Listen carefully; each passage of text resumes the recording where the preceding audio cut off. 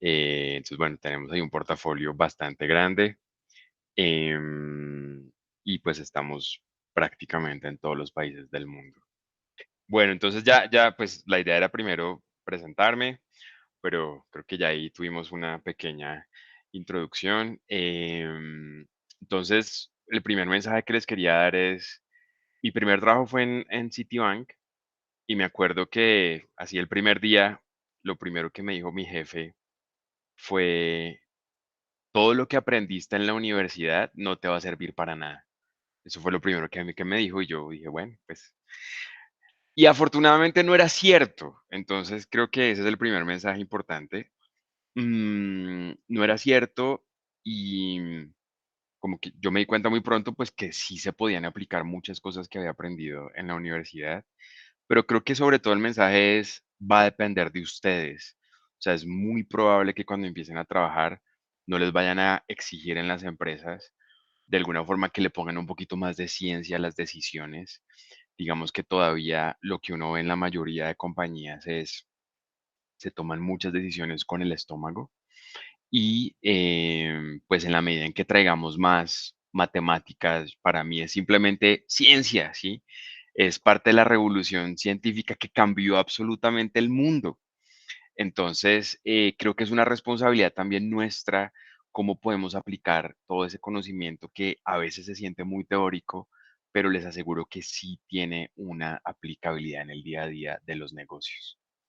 Entonces, nada, empecé trabajando en bancos, estuve ahí 6 años, después trabajé en Data Crédito en e-commerce y llevo 6 años en consumo masivo en Mondeliz y en Coca-Cola. Actualmente soy el director global de inteligencia de negocio y modelos analíticos. Entonces, pues, digamos que interactúo con equipos de todo el mundo. El día a día de mi trabajo es 100% en inglés, entonces de antemano les pido disculpas por de pronto usar muchos términos en inglés. Traje algunos ejemplos de la vida real, pero entonces nada, simplemente, de nuevo, si algo no es claro, pregunten.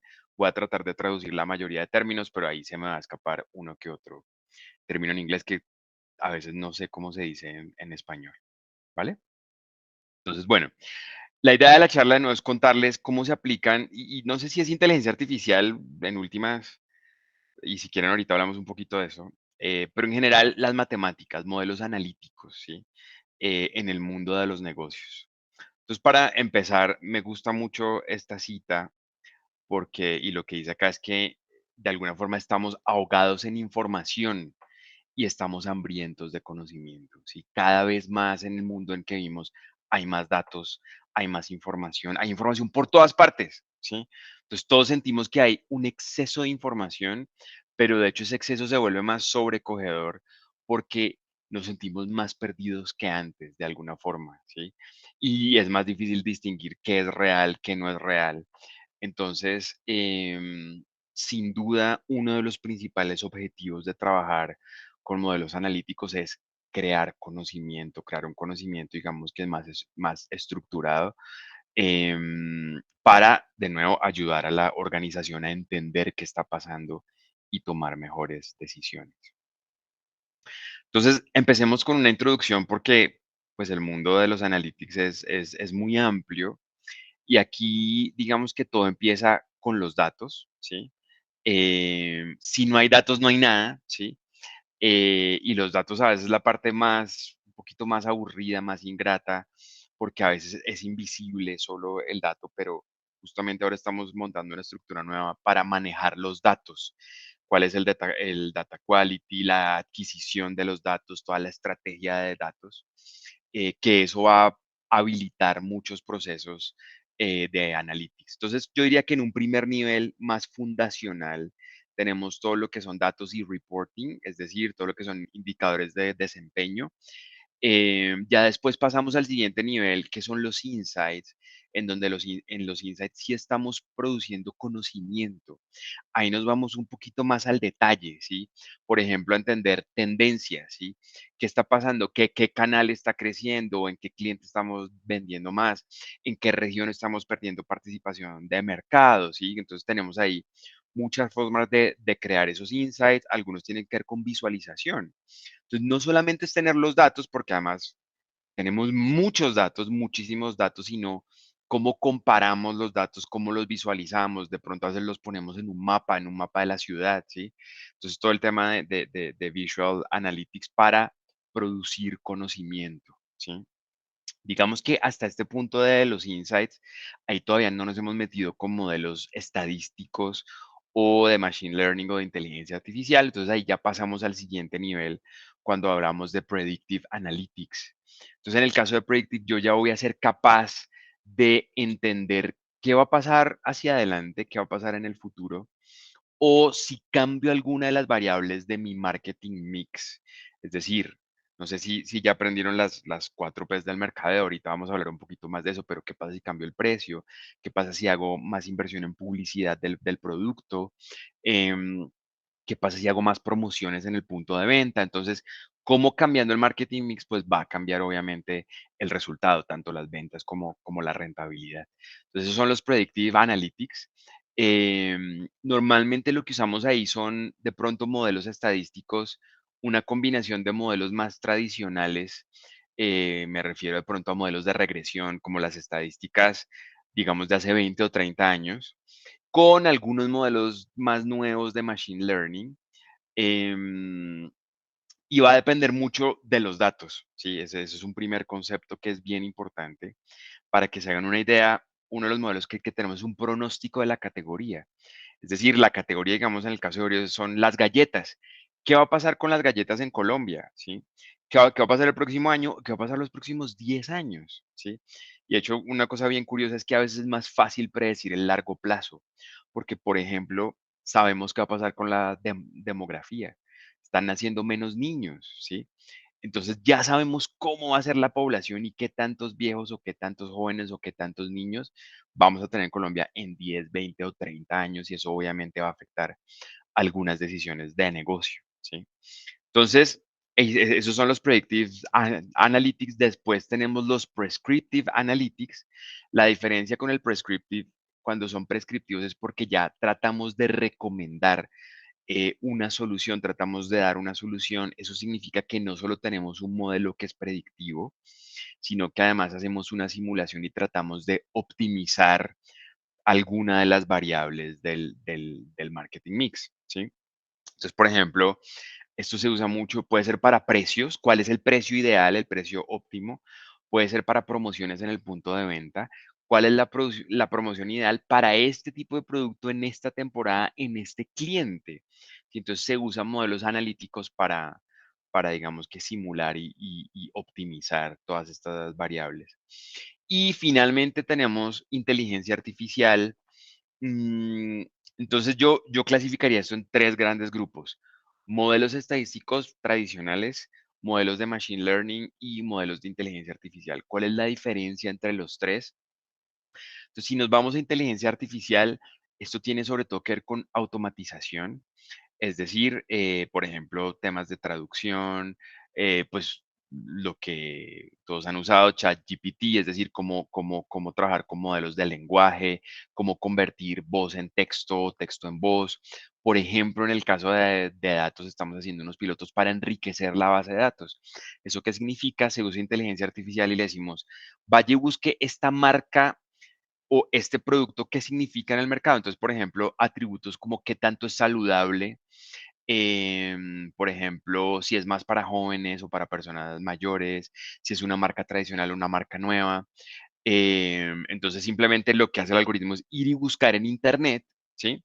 Que en últimas es lo que haría una persona, buscar en Internet y completar una base de datos. Por eso es esa automatización. Y parte aquí de la idea es que si me preguntan en dónde está la mayor parte del valor, en general está en estos modelos prescriptivos. Entonces, no necesariamente el modelo más avanzado de inteligencia artificial va a ser el que más valor le va a traer al negocio, ¿sí? Y eso también tiene que ver con los tipos de datos que tengamos. Les voy a poner un ejemplo corto. Y es, cuando tratamos de hacer el pronóstico de la categoría, la verdad no tenemos tantos puntos de datos porque lo que tenemos es una serie de tiempo, tenemos a veces datos semanales o mensuales o anuales si queremos predecir el largo plazo, pero no son tantos datos Cuando uno tiene poquitos datos, hay que usar modelos estadísticos más tradicionales. Eso es un ejemplo. Otro ejemplo puede ser, queremos optimizar, por ejemplo, el portafolio en el punto de venta. Entonces tenemos una fuerza de ventas en tiendas de barrio. Entonces en Colombia hay 400.000 tiendas de barrio. Entonces, ¿cómo sabemos cuál es el portafolio ideal para cada tienda? Entonces, como ya son 400.000 tiendas y muchas veces para cada una tenemos las ventas semanales de cada tienda, entonces ya tengo una base de datos mucho más grande. Entonces, ahí tiene más sentido aplicar modelos de machine learning, es decir, modelos como Random Forest.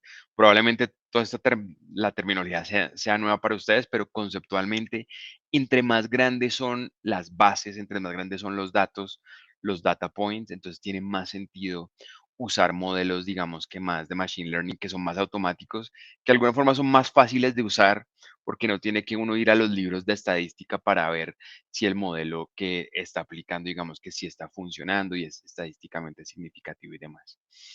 Em, entonces, entonces, de nuevo, aquí el mensaje es muchas veces lo que más aporta valor es lograr modelos prescriptivos.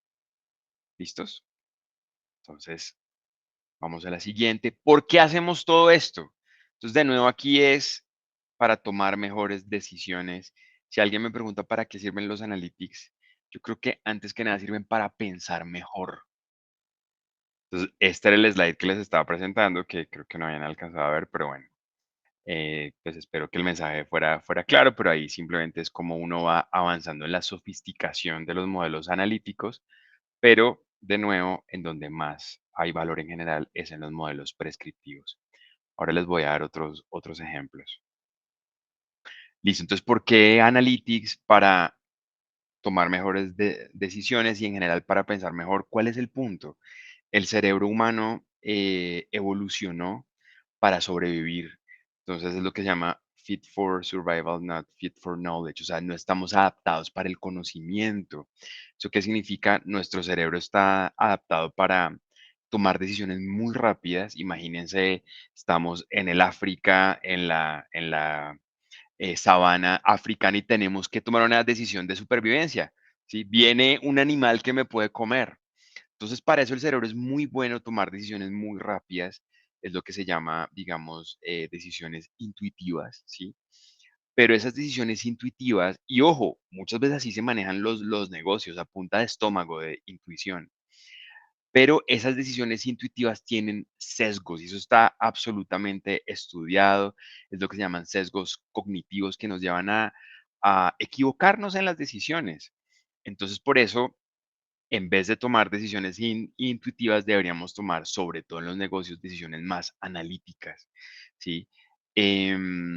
Entonces, la primera razón es poder superar el sesgo natural que tenemos todos los humanos. Entonces, la idea es que estos modelos nos ayuden a entender mejor qué está pasando. Y de hecho, esto está súper estudiado. Incluso los matemáticos profesionales y estadísticos son malos para hacer cuentas mentales, lo que se llaman las cuentas alegres, ¿sí? Así como cuando uno hace cuentas de, "Oh, no, me gano tanto y me gasto tanto". No, toca meterlo en un Excelito uno por uno, detallado, porque las cuentas en la cabeza tendemos a equivocarnos. Entonces, esta es la gran razón para usar modelos matemáticos, ¿vale? Y además, también algunas decisiones están más allá de nuestra capacidad mental. Si volvemos al ejemplo de cuál es el portafolio ideal en cada punto de venta, y tenemos 400.000 puntos de venta en Colombia, a nadie le cabe eso en la cabeza. O sea, ningún ser humano es capaz de tomar tantas decisiones. Entonces los modelos nos permiten, nada, simplemente tomar decisiones más consistentes, ¿sí? Em, listos. Entonces voy a darle unos ejemplos de cómo se aplican estos modelos matemáticos en consumo masivo. ¿Qué es consumo masivo? Pues como lo que les conté, lo que vendemos en Mondeliz, galletas o también puede ser gaseosas o puede ser champú. En general, lo que consiguen en un supermercado o en una tienda de barrio, eso es consumo masivo, ¿sí? Entonces, acá tenemos diferentes modelos para las diferentes variables del marketing mix. De nuevo, si se acuerdan de las 4 P's del mercado, entonces una es promoción o publicidad.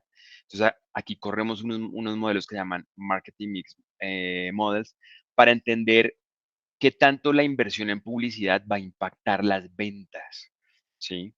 Entonces aquí imagínense que tenemos todas las campañas que hicimos en televisión, las campañas que hicimos en Facebook, en YouTube, en los diferentes canales de publicidad, ¿sí?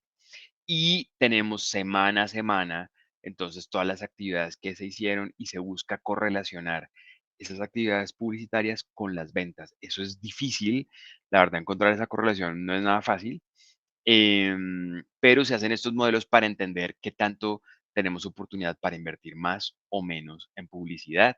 Si ya está saturado el mercado, entonces se calcula una cosa que se llama el retorno a la inversión, ¿sí? Por cada dólar que gasto en publicidad, ¿cuántos dólares voy a recibir en ventas? ¿Listo? Entonces, digamos que aquí se enfoca sobre todo en predecir y en simular esa inversión en publicidad y entender también cómo cada canal me ayuda a tener más alcance o más frecuencia en la comunicación. Después tenemos todos los modelos de precio, ¿sí? Para entender cuál es el precio ideal. Ahorita les voy a dar un ejemplo, porque justo antes de mi cargo actual trabajaba en estrategias de optimización de precio y portafolio. Entonces, ¿cuál es el precio ideal? Y aquí típicamente lo que se modela es cuál es el impacto en volumen, o sea, cuando sube el precio, qué tanto cae la demanda, el volumen, pero también cuál es el impacto en la participación de mercado, qué es el share, y cuál es el impacto en la rentabilidad. ¿Sí? Entonces aquí digamos que nos enfocamos sobre todo en optimización, encontrar el punto ideal de precio. Después vamos a lo que se llama trade, que este es sobre todo la inversión en el punto de venta, el trade spend, eso tiene que ver con sobre todo los descuentos que yo le voy a dar a los clientes. Entonces, imagínense cuando vamos a vender, puede ser en canal tradicional, o sea, en tiendas de barrio, le hacemos un descuento a los clientes dependiendo de la estrategia. Y esto, entonces, ¿cómo va a impactar la distribución? ¿Qué es la distribución? Es de todas las 400.000 tiendas que hay en Colombia, en cuántas tiendas están nuestros productos, ¿sí? Cuánto está la marca o cada producto. Entonces, obviamente, entre yo más invierto en el canal, entonces, por ejemplo, le puedo poner un display, que es, digamos que un módulo en la exhibición. Me acuerdo en Coca-Cola, las neveras, es una cosa súper importante, es una inversión muy grande. Entonces, detrás de ese tipo de decisiones, pues hay que correr una serie de modelos. Por ejemplo, en este caso son modelos muy detallados para que se hagan una idea, no todas las tiendas de barrio son iguales, ¿sí? ¿Por qué? Hay tiendas de barrio que pueden estar en lugares de alto tráfico, ¿sí? Entonces puede ser que esté en el centro de la ciudad, puede ser que esté al lado de pronto de un hospital o en una zona de oficinas. Entonces es un tráfico, digamos que diurno normalmente, y cuando la gente pasa por ese punto de alto tráfico, imagínense que van a comprar unas galletas. Entonces imagínense qué tipo de galletas van a comprar, ¿sí? Probablemente es alguien que de pronto le dio hambre antes del almuerzo o o quiere comerse un postre después del almuerzo, ¿sí? Entonces probablemente se va a comprar una porción individual porque es un sitio de paso, ¿sí? Entonces eso es un ejemplo. Ahora imagínense otro tipo de tienda, que es una tienda en un lugar residencial, ¿sí? Imagínense tiendas que además tienen verduras adentro de la tienda. Entonces la gente puede que vaya a comprar lo del almuerzo en la tienda y de pronto lo que va a comprar es unas galletas para la lonchera de los niños. ¿Sí? Entonces, como esa compra va a llegar al hogar, probablemente tiene sentido vender productos más grandes o empaques con más de un producto para que la gente, digamos, que los consuma en el futuro. Si entonces, por ejemplo, para eso se usa, no sé, Google Maps. Entonces, oiga, Google hace la trazabilidad en dónde estamos a todas horas.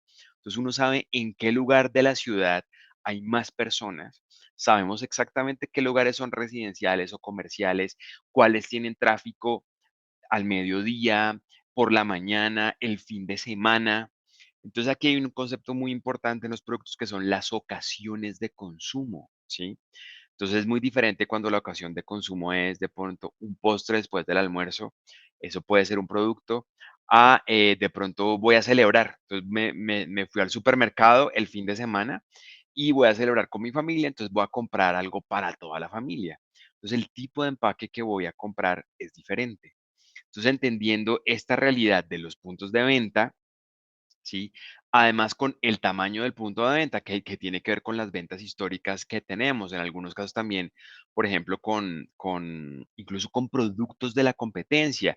En algún momento usábamos el número de puertas de Coca-Cola, porque Coca-Cola invierte en modelos para saber qué tan grande es el potencial de una tienda. Entonces, ya sabemos que la tienda tiene un alto potencial por el número de puertas de neveras de Coca-Cola. Entonces, eso significa que podemos venderle más productos. Entonces, cuando el vendedor va a tomar el pedido, entonces hay algoritmos que le dicen, vea, esta tienda tiene este perfil y este es el tipo de productos ideales para vender en esta tienda. Entonces, para eso usamos todo un tema de modelos matemáticos. ¿Listo? Y finalmente, en innovación, entonces, aquí la idea es, bueno, ¿cómo podemos traer innovaciones al mercado? Digamos que aquí lo que más importa son los insights. Y aquí tratamos de encontrar lo que llamamos los white spaces, es decir, los espacios de oportunidad. Entonces, aquí lo que tratamos de hacer es partir la categoría, que son todos los productos que se venden en el mercado, de diferentes formas. De pronto una forma de partirla son todos los canales que hay, entonces en donde tenemos más oportunidades de crecer, o sea, en donde tenemos una menor participación de mercado. Otra forma de partirla son los segmentos de consumo. Imagínense en galletas, hay galletas planas, o galletas saladas, saltinas, hay galletas rellenas, tanto saladas como dulces, hay galletas recubiertas de chocolate, hay galletas premium que de pronto son importadas de otros países, ¿sí? En fin, hay muchos tipos de galletas, cada una para ocasiones de consumo diferentes. Entonces, es otra forma de partir la categoría por segmentos o ocasiones de consumo.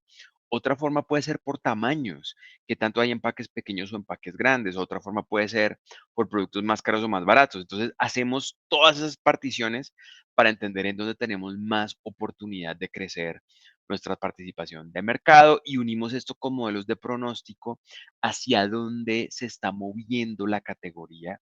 Por ejemplo, en los últimos años que hubo una inflación muy, muy fuerte en todo el mundo, no solo en Colombia, entonces veíamos como dependiendo de los países, lo que es affordable, lo que es, ¿cómo se dice en español?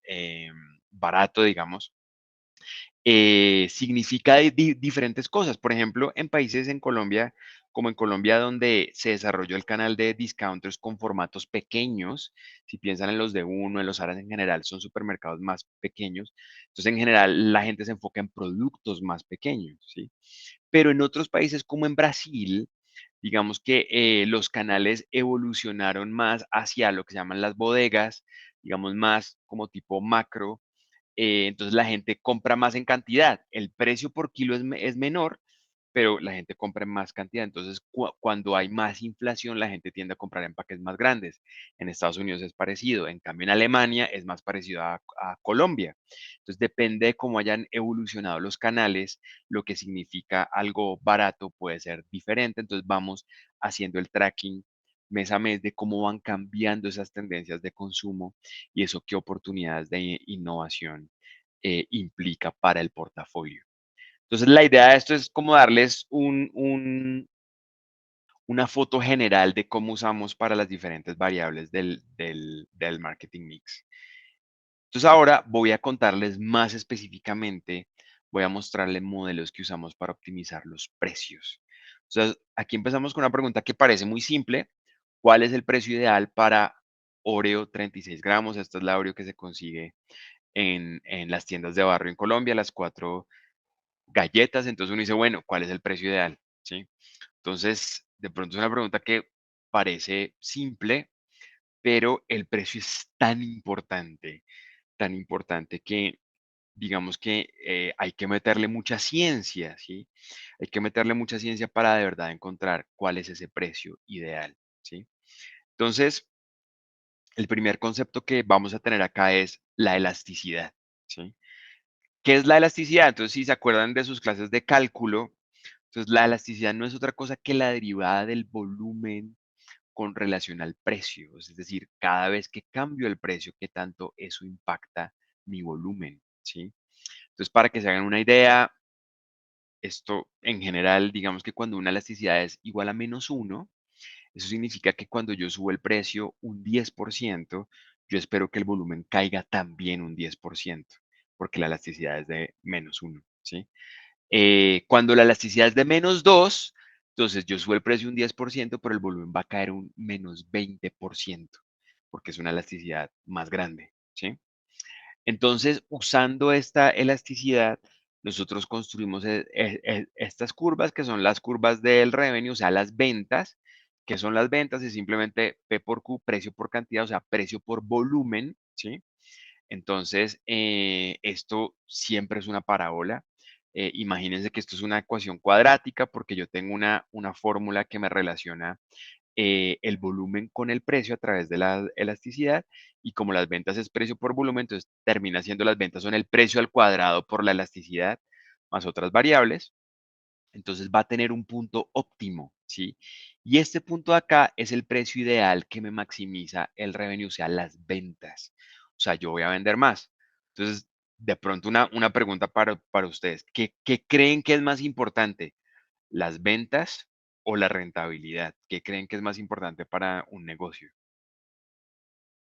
La rentabilidad. La rentabilidad. Si uno tuviera que Sí, escoger una, si uno tuviera que escoger una sería la rentabilidad, ¿sí? Si fuera una sola. Porque al final, si ustedes piensan en, por ejemplo, el valor de las acciones de una compañía, pues el valor de las acciones no se basa en las ventas, se basa sobre todo en la rentabilidad, ¿sí? Pero en la vida real es un poquito más difícil por una razón, y es que al final yo no quiero perder mi base de clientes.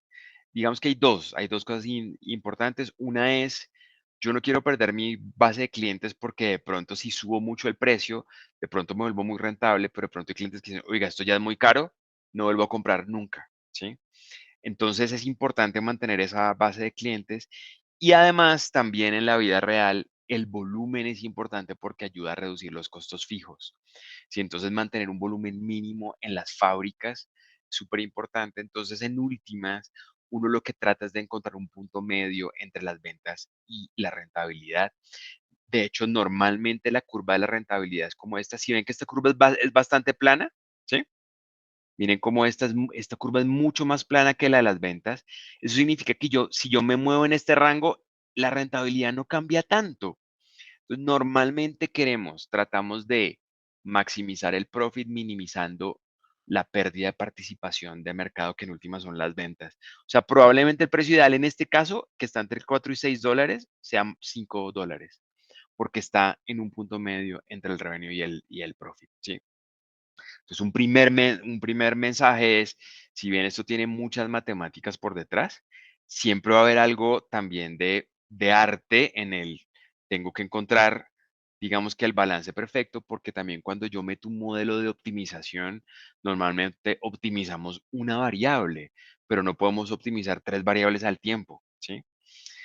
Entonces, por ejemplo, aquí a modo de ejemplo, nosotros creamos un motor analítico que calcula todas estas elasticidades para todas nuestras marcas y también las marcas de la competencia en todos los países del mundo. Entonces, imagínense que cada mes corremos, estos son unos 20.000 modelos, ¿sí? Porque es un modelo para cada marca.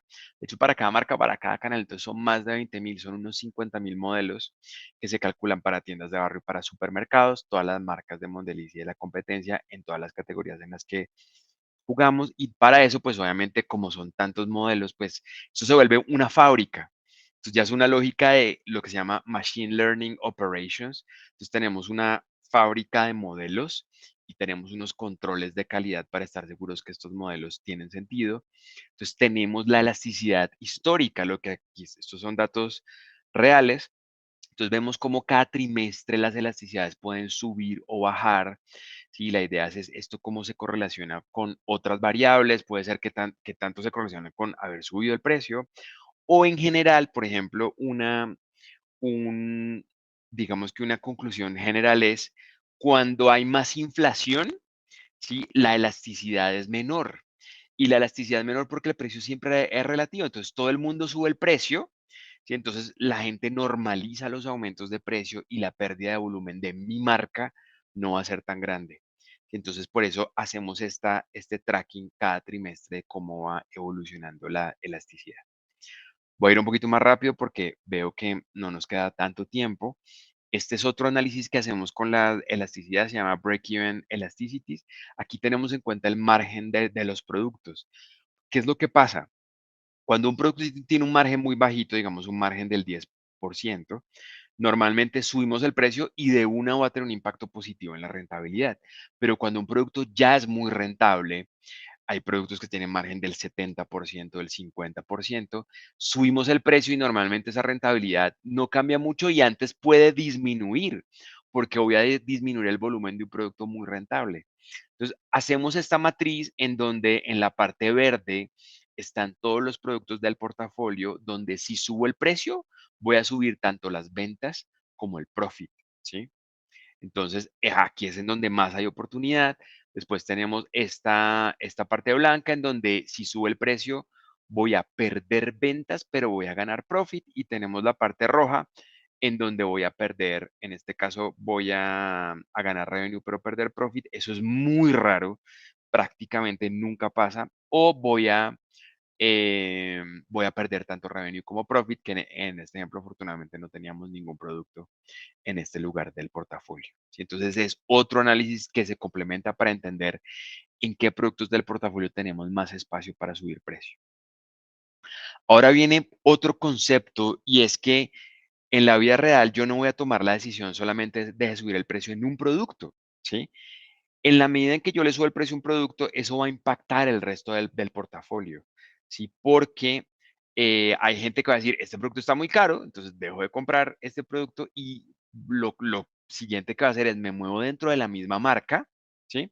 Pero voy a comprar probablemente el producto, no sé, que es más grande o más pequeño.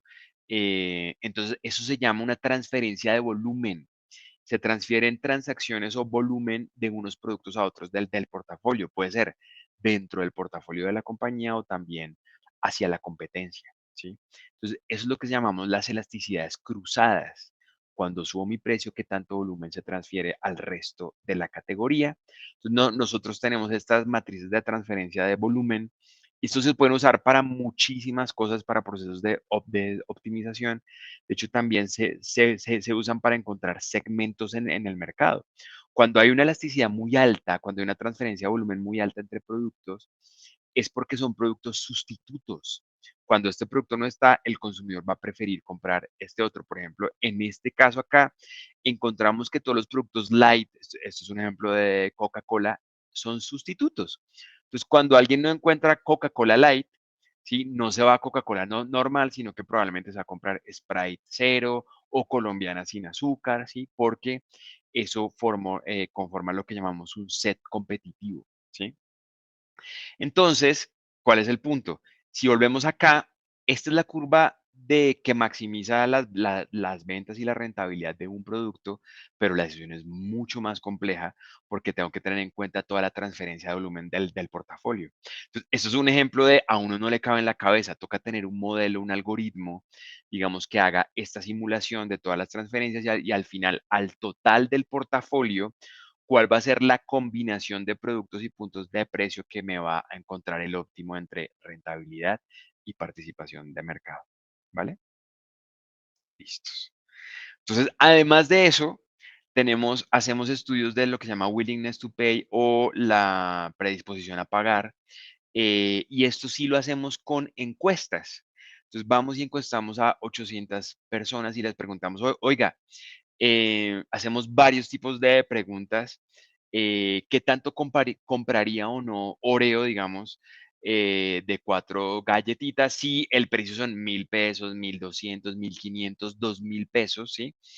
Y también hacemos preguntas que se relacionan con la calidad, porque a veces puede que el precio sea tan barato que ya afecta la percepción de calidad del producto, ¿sí? Entonces, en algunos de estos estudios nos damos cuenta que hay una oportunidad de reposicionar la marca y cobrar más, ¿sí? Porque simplemente el precio es tan barato que la gente dice, esto no debe ser tan bueno porque es muy barato. Entonces, aquí encontramos, esto es otra forma de verlo. Voy a volver un segundo a la curva de elasticidad. Esto siempre es continuo.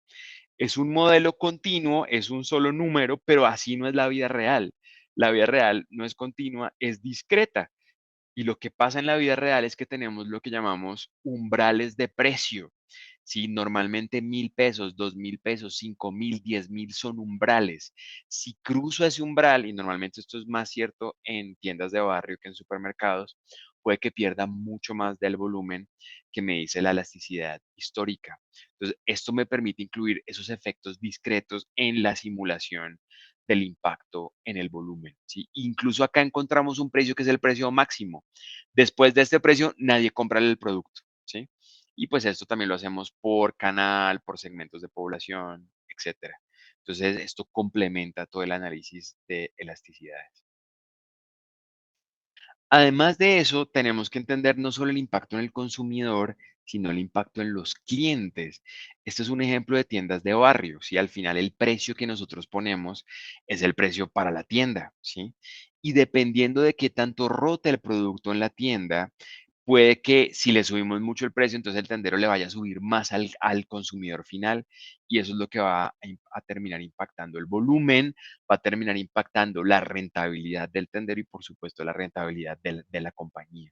Entonces también hay que hacer un modelo para entender el impacto para los clientes y parte de lo que hacemos es buscar que cuando tomamos una decisión de precio sea una decisión buena para nosotros, para el cliente y para el consumidor, ¿sí? Encontrar ahí un buen balance.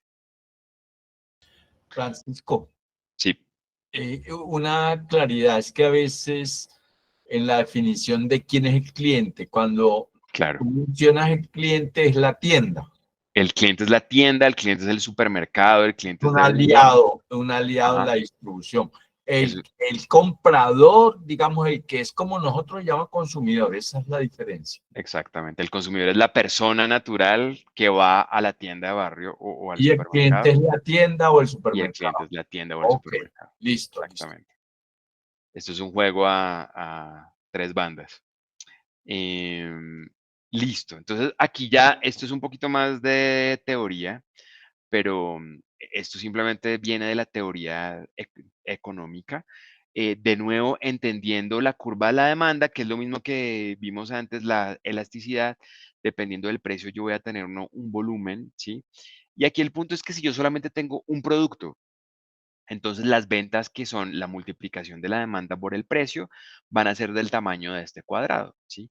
Pero si yo tengo más de un producto, tengo diferentes puntos de precio de pronto porque hay familias, de pronto vive una sola persona, no necesita un empaque tan grande, entonces si tengo más productos o de pronto tengo un producto más premium que es recubierto de chocolate, ¿sí? Entonces voy a poder capturar en general más demanda, ¿sí? Entonces, aquí viene un concepto que es la arquitectura de portafolio, ¿sí? Entonces, no solamente tener un empaque de Oreo, sino tener varios empaques de Oreo que capturen dos cosas. Uno, las ocasiones de consumo. Puede ser compartir en familia, puede ser para la lonchera de los niños, puede ser comer en casa. Todos esos tienen implicaciones de empaques diferentes y puntos de precio diferentes, ¿sí? Entonces, tengo la arquitectura de portafolio y obviamente también la arquitectura de precio. Cada uno de esos empaques va a tener un punto de precio. Entonces, por eso hablamos de la arquitectura de precio y portafolio, que nos va a permitir poder expandir las ventas porque llegamos a más ocasiones de consumo y puntos de precio. Pero como pueden ver en esta imagen, la parte amarilla de la curva son todavía las oportunidades. ¿Sí? O sea, aquí todavía no estamos jugando. Entonces, para eso normalmente se usan las promociones. Entonces, yo combino los diferentes empaques que tengo en el punto de venta con estrategias promocionales para poder capturar aún más consumidores que de pronto son más sensibles al precio y no me van a comprar el empaque en este producto, pero de pronto sí están dispuestos a comprarlo con un precio menor. Entonces, si uno llevara esto al extremo, uno podría pensar en algunos canales tener un precio para cada consumidor, ¿sí? O en nuestro caso puede ser para cada cliente, para cada tienda de barrio, ¿sí? Y obviamente ese precio súper optimizado con mucha inteligencia, entendiendo el perfil del consumidor, el nivel socioeconómico, o en el caso de la tienda, la ubicación y el tráfico, digamos que todas las variables alrededor, pues podríamos armar un modelo, digamos que de un precio súper, súper personalizado, ¿sí? Y ojo, cuando digo precio es la combinación de precio y promoción, al final es precio y descuento. Probablemente el precio de lista es uno solo, pues porque nadie quiere sentirse el marrano que le cobran más, pero sí podemos jugar con los descuentos. A algunos consumidores más sensibles al precio, de pronto estoy dispuestos a darle más descuentos que a otros, ¿vale? Listo. Entonces ahora les voy a contar un poquito sobre las promociones. Entonces, ¿qué es lo que hacemos con las promociones? Entonces, armamos este tipo de modelos. Aquí lo que tenemos son las ventas cada semana y lo que hacemos es construir lo que se llama aquí el baseline o la línea base y es, si no tuviéramos ninguna promoción, ¿cuál sería el nivel normal de ventas? ¿Sí?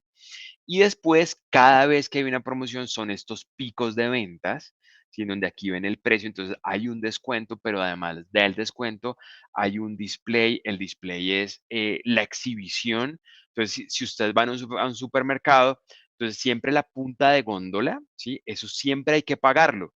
El que está ahí es porque está pagando, eso tiene un costo, pero pues obviamente eso va a tener unas ventas incrementales porque uno tiene más visibilidad y más espacio en el punto de venta. Entonces, a veces es un lugar adicional en el punto de venta, o puede ser, por ejemplo, al lado de la caja, que hay mucho tráfico y más visibilidad, ¿sí? O puede ser en la misma góndola, pero tengo algo que permite más visibilidad, ¿sí? Entonces, de pronto tengo una promoción, tengo algo de comunicación. Entonces, bueno, eso es todo lo que tiene que ver con display. También está la mecánica promocional y la mecánica ahí tiene más que ver con, por ejemplo, es diferente decir 2 por 1, pague uno y lleve 2, a decir 50% de descuento o lleve uno gratis, ¿sí? Puede que el descuento sea el mismo si calculamos el precio, pero el efecto psicológico es diferente, ¿sí?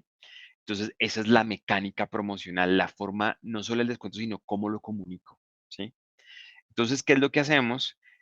Corremos modelos para entender cómo cada uno de esas mecánicas y descuentos y opciones de visibilidad y exhibición impactan.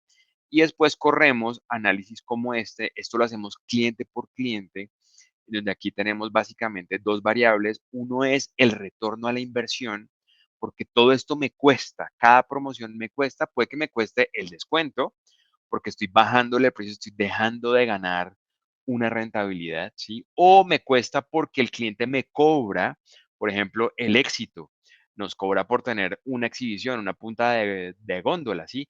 O nos cobra también armar la comunicación, puede que tenga un banner, puede que tenga pues un display, y eso me costó imprimirlo y mandarlo a hacer y la agencia y demás.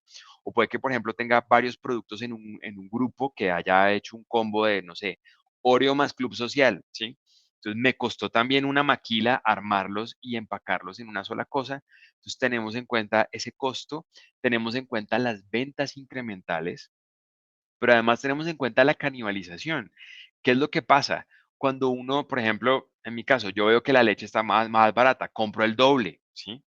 Entonces, eso es lo que llamamos el pantry load o llenar la despensa, ¿sí? Entonces, eso es una canibalización de las ventas futuras. Y entonces, estoy vendiendo más, pero ojo que voy a vender menos la siguiente semana o las siguientes 3 semanas porque hice una promoción muy agresiva.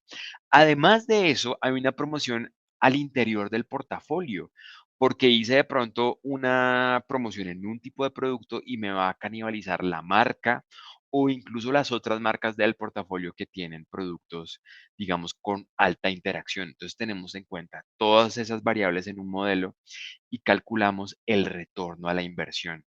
Normalmente hacemos esta matriz donde tenemos el impacto en las ventas, que es este revenue uplift, y el retorno a la inversión.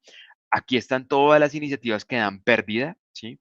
A veces tienen un objetivo estratégico y porque, por ejemplo, queremos impulsar una innovación, ¿sí? Entonces pensamos, oiga, vale la pena invertir así de pérdida, pero pues en general tratamos de mover la inversión de los punticos rojos a los punticos verdes oscuros en donde pues hay más rentabilidad, ¿sí? Y esto, cada canal va a tener mecánicas promocionales y mecánicas de exhibición diferentes. Entonces, para lograr todo esto, pues corremos una cantidad de modelos matemáticos y algunos modelos también de optimización que nos dicen cuál es el calendario promocional ideal, ¿vale? Listo, ya estamos casi por terminar.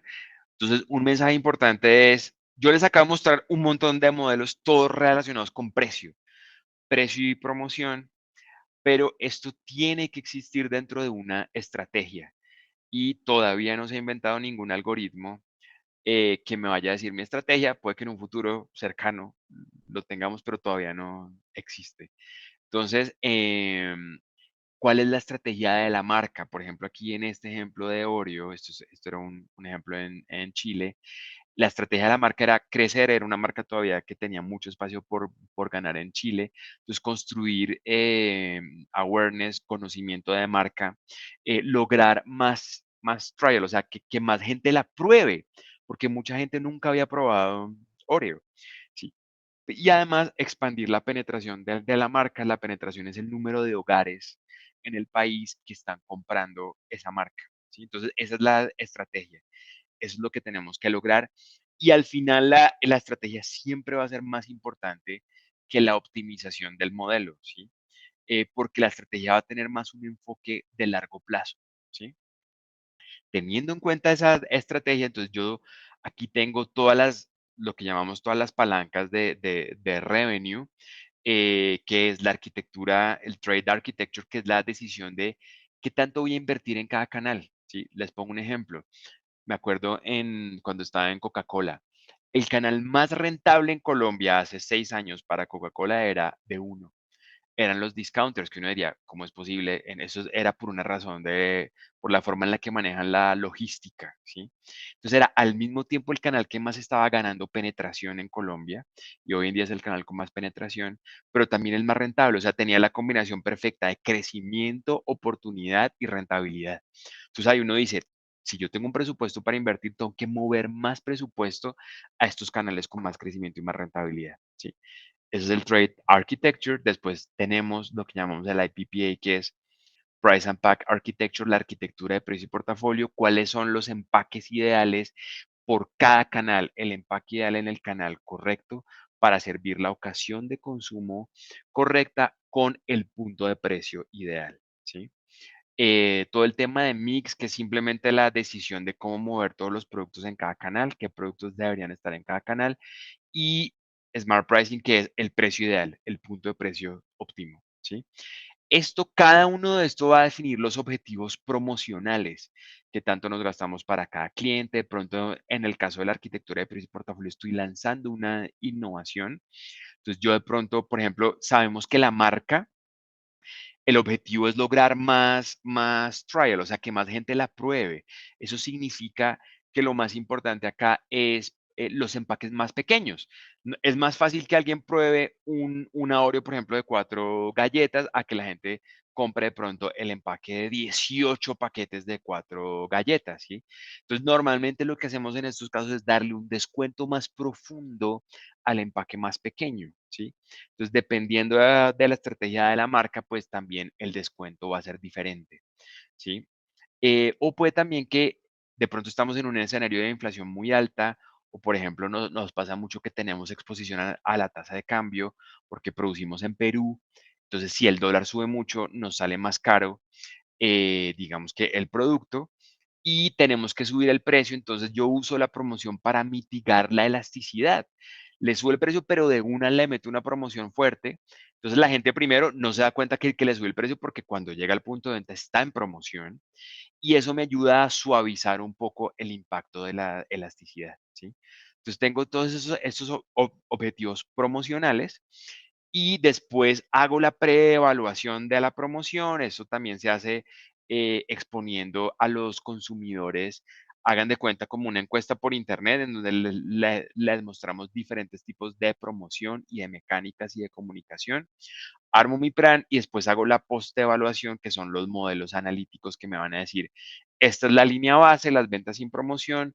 Cuando hice una promoción, este es el incremental y este es el retorno a la inversión por cada una de estas promociones. Esto es muy detallado y es complejo.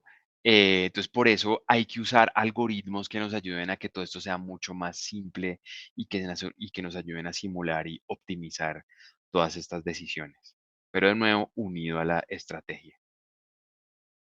Finalmente, ¿por qué hacemos todo esto? Entonces, aquí digamos que toda la estrategia de precio es entender el valor, ¿sí? Y a mí esto me gusta porque al final esto es una intersección entre mercadeo y finanzas.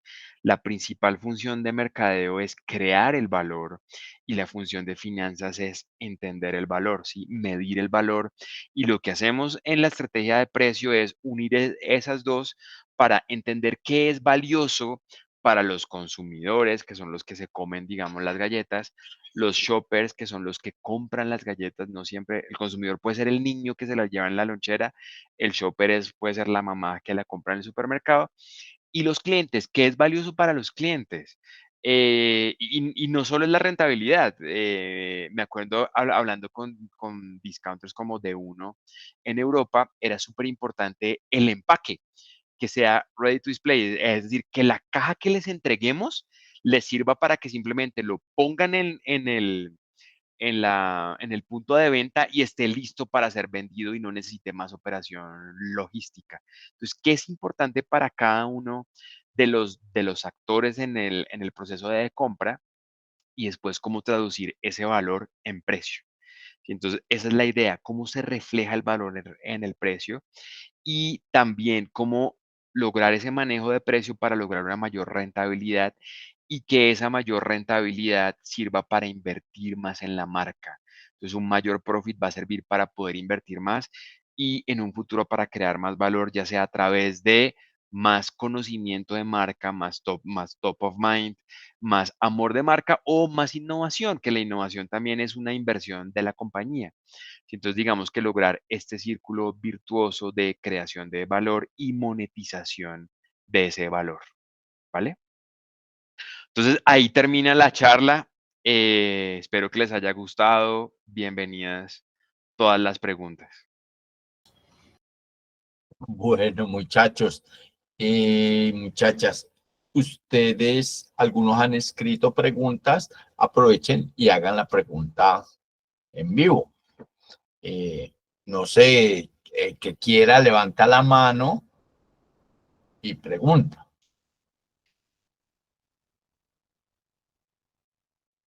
A ver, jóvenes. Sí, Natalia, te escuchamos. Pues decir que realmente son muy interesantes la charla, en general todos los temas, pero como nosotros como tal en la clase, ya lo llevo como a la clase que hemos visto, hemos manejado mucho que el tema de suponer de las encuestas, que de la muestra, y él decía que ellos iban a hacer encuestas para sí mismos saber qué tan beneficioso es llevar un producto a cabo o dónde más se vende. Bueno, quería más que todo preguntar qué tan, o sea, esa información que les suministran de las encuestas, como qué tan verídica o qué tanto les ha funcionado, no han tenido como un Perfecto. margen de error de Es decir, una gran no, pregunta. sí, Es una es gran como eso. pregunta. Preguntar Gracias. por precios. Sí, Sí, sí, sigue, sigue. preguntar por precios es muy difícil, ¿sí? Adivinen qué va a pasar si uno le pregunta a la gente si esto está muy caro o muy barato, todo el mundo va a decir, eso está muy caro, ¿sí? Es muy difícil, además, porque digamos que cuando uno está comprando un producto, a ver, pues mm, es imposible replicar, digamos que todo lo que está pasando en el punto de venta, ¿sí? En una encuesta, porque al final yo tengo muchos productos al mismo tiempo, el precio es relativo, o sea, no solamente es el punto de precio de Oreo, es el punto de precio de Oreo contra festival, ¿sí? Y qué pasa si está en promoción, en fin. Entonces yo creo que, y me gusta la pregunta porque, vea, en mi caso, yo siempre soy muy transparente con la limitación que tiene cada modelo.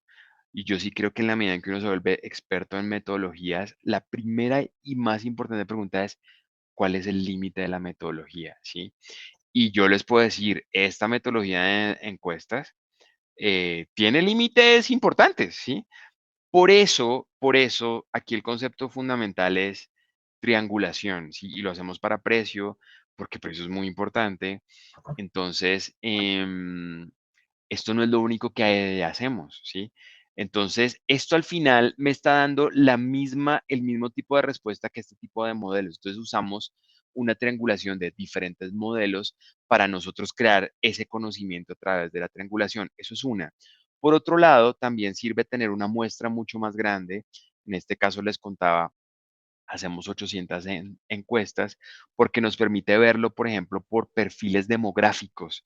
Lo podemos ver por edad, lo podemos ver por nivel de ingresos. Y el punto es que en la medida en que uno pueda partir la población total en grupos y esos grupos tengan un comportamiento consistente, eso le da a uno, digamos que mucha más tranquilidad de que los resultados tienen sentido, ¿sí?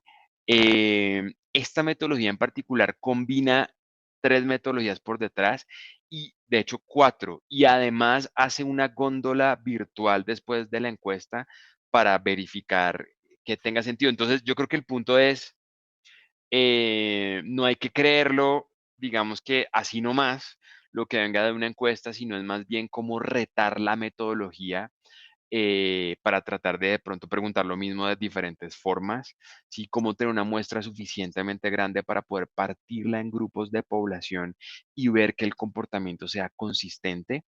Y digamos que eso nos va a dar una idea de, pues, qué tan seguros podemos estar de la conclusión. Muy bien. A ver, Wilmer Armando, te Ok, escucha. hola, ¿cómo estás? Ven, cuando tú mencionaste o que tu jefe de Citibank te dijo que la universidad no servía para nada, ¿qué lecciones o habilidades de la universidad descubriste que realmente te ayudaron a que la carrera profesional pues servía para algo? ¿Y qué consejo le darías a los estudiantes actuales cómo prepararse ante el mundo laboral y qué pues aplicación de teoría universitaria pues aplicarías al trabajo práctico? Sí, yo creo que lo primero y más en el mundo de hoy, pues el conocimiento está ahí, sí, el conocimiento está, pues no solo en la universidad, está en internet, está en todas partes, ¿sí? Entonces, realmente lo que uno tiene que desarrollar es esa traducción, ¿sí? Cómo traducir de la teoría a la práctica, porque ahí está toda la teoría muy bonita. Entonces, ese es el esfuerzo, esa es la oportunidad, ¿sí? De hecho, mucho de mi trabajo es eso. Yo soy sobre todo un traductor. Hay un problema de negocio, ¿sí? Entonces, ¿qué metodología podemos aplicar para resolver ese problema? Em, entonces, yo creo que, a ver, yo creo que yo creo que el punto es hay que partir del problema, o sea, ¿cuál es el problema de negocio? Y creo que simplemente ahí la recomendación es no quedarse con lo que la empresa ha venido haciendo los últimos 20 años, sino buscar qué metodología se puede aplicar para resolver ese problema, ¿sí? O sea, simplemente es eso, tener la mente abierta para aplicar diferentes tipos. Y normalmente no es una solución, o sea, pueden ser varias, ¿sí? Pero creo que es simplemente eso, cómo traer innovación. Cualquier proceso puede traer una innovación, pero es eso. Entonces, obviamente sirve mucho si se acuerdan de lo que aprendieron en la universidad. También por eso los posgrados son importantes, porque cuando uno ya ha trabajado, si uno ya le enseñan algo y uno de una sabe, esto me sirve, esto lo puedo aplicar en el mundo real.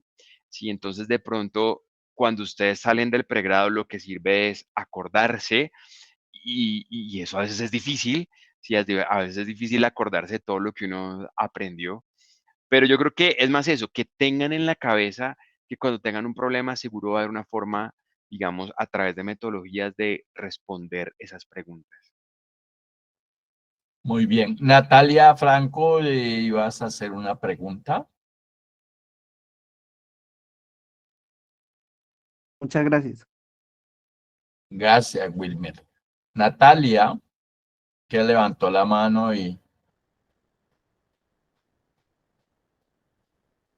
bueno, una pregunta. Ellos me hicieron, pues, yo les circulé un formato Ujú. y ahí algunos incluyeron preguntas. Sí. Por ahora, pues hay una preocupación general. Yo creo que hay dos. Una, algunos la mayoría son estudiantes de contaduría pública. A Ok. veces ven como amenazada, digamos, el oficio. Sin embargo, creo que la pregunta es, bueno, ¿cómo se puede preparar uno para todo esto que hoy nos has dado, que es bastante avasallador, digamos, es sorprendentemente complejo? Entonces, ¿cómo ellos pueden contribuir desde su papel? Pues yo creo que sí lo has hablado, la rentabilidad, has hablado algo de finanzas. ¿Cómo se deben preparar o qué Ok. posición hacia el futuro? Bueno, es una pregunta bastante, pues, abierta, grande. A ver, yo creo que yo creo que siempre es muy importante uno, pues, conocerse a uno mismo, y ustedes van a ver que cuando pasen los años van a tener más claras sus fortalezas y debilidades, pero no sientan que todo esto ustedes lo tienen que saber y entender y manejar. Yo, pues yo nací un poquito con de pronto un don para las matemáticas, y entiendo muchas de estas cosas intuitivamente, y créanme que sé que para la mayoría de personas pues no es tan fácil lograr este pensamiento intuitivo, y de pronto por eso, pues he tenido posiciones globales donde soy la persona más experta en el mundo en la compañía, por ejemplo, en este tema de precios y elasticidades. Pero yo creo que el punto es, siempre va a haber expertos, ¿sí? Entonces no se sientan angustiados porque esto sea muy complejo. Yo les puedo decir, casi nadie entiende el detalle de esto en una compañía como Mondelez, que es una multinacional. Contratamos profesionales de primer nivel, tenemos más de 80.000 empleados a nivel mundial, y muy pocas personas en la compañía entienden toda la complejidad por detrás de los modelos. Entonces, no se preocupen por eso, eso no es lo importante. Lo importante es uno saber que existe una solución, ¿sí? Y que hay alguien en el mundo que puede entenderla y aplicarla y buscar, ya sea un externo, ya sea contratar una consultoría, sí, pero no sientan que ustedes tienen que entender toda la complejidad que hay por detrás de estos modelos, y pues obviamente también es un conocimiento que uno va construyendo con el tiempo, pero sí es clave, uno no es bueno para todo, ¿sí? Pero muchas veces no es uno ser capaz de construir la solución, sino saber que es posible y traer al que sí sabe construirla, ¿sí? Entonces, por ese lado, por eso es más la actitud abierta hacia la innovación, hacia aplicar metodologías más científicas para la toma de decisiones, pero no sientan que son ustedes los que tienen que implementar todo, ¿sí? Bueno, ¿alguien tiene alguna pregunta de las que escribieron?